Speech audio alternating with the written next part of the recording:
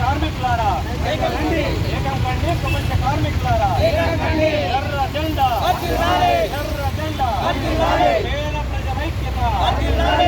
ప్రజల ఐక్యత 139వ మేడే ఆర్మూర్ పట్టణంలో ఉన్న ప్రజలందరికీ శుభాకాంక్షలు తెలియజేస్తూ ఈరోజు సిపిఎం ప్రజా సంఘాల ఆధ్వర్యంలో ఘనంగా మేడే కార్యక్రమాన్ని నిర్వహించుకోవడం జరిగింది.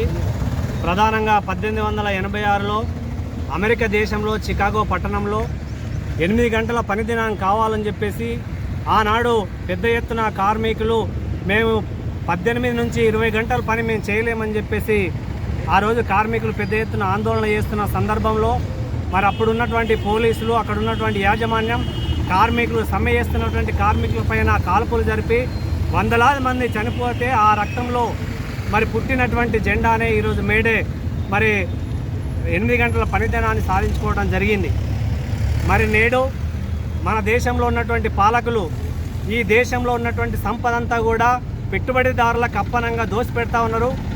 అందులో భాగంగానే ఈరోజు పెట్టుబడిదారుల లాభాల కోసం కార్మికులు పని గంటలు 12 గంటల పనిదినాన్ని పెంచి ఇవాళ కార్మికుల శ్రమను దోసుకుంటా ఉన్నారు. అదే మాదిరిగా ఈరోజు దేశంలో ఉన్నటువంటి సహజ వనరులన్నింటినీ కూడా పేదలకు దక్కకుండా ఈరోజు మరి పెట్టుబడిదారులకు అప్పనంగా అప్పచెప్తా ఉన్నారు. పేదలకు ఇల్లు కావాలన్నా అట్లాగే సమస్యల పరిష్కారం కావాలన్నా కార్మికులకు మరి కడుపు నిండా తిండి కావాలన్నా కనీస వేతనాన్ని అమలు చేయట్లేదు. ఇవాళ కార్మికులకి ఉద్యోగ భద్రత లేదు. మధ్యాహ్న భోజన కార్మికులు కానీ అంగన్వాడీ వారు కానీ ఆశా వర్కర్లు కానీ గ్రామ పంచాయతీ కార్మికులకు కానీ ఇవాళ కనీస వేతనాన్ని అమలు చేయకుండా ఈ వెట్టి చాకిరితో ప్రభుత్వం పనిచేయించుకుంటా ఉంది.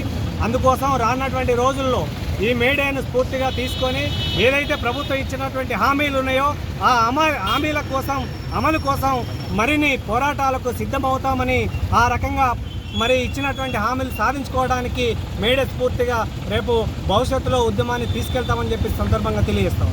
ఇద్దరికే లేచి ఒక బాంబు వేయడం వలన ఆ రోజు 7 పోలీసు వాళ్ళు చనిపోయారు, మరి 3 కార్మికులు చనిపోయినారు. అట్లాగే మరి మే 3 తారీఖు నాడు వాళ్ళని అందరినీ అరెస్ట్ చేసి మరి అక్కడ చచ్చిపోయినట్టు మంది ఉడక వేలాదిగా చనిపోయినారు.